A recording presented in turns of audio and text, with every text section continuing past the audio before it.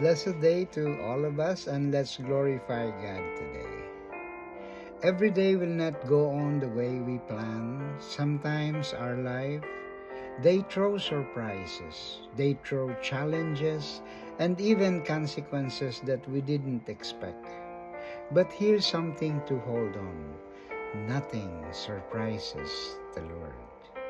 We may be caught off guard, but it was already seen by Him.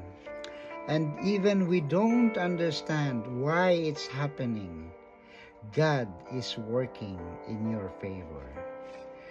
So, when the road feels so heavy, whisper this to your heart.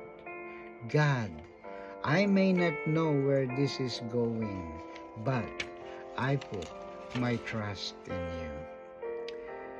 Keep this in mind, that every morning His grace is new.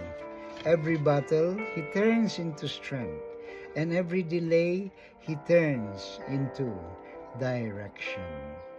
So smile, breathe, and walk in peace, because no matter what comes your way, God is still in control, and He is holding you. Isaiah 41 says, "So do not fear, for I am with you. Do not be dismayed, for I am your God. I will strengthen you and help you. I will uphold you with my righteous right hand."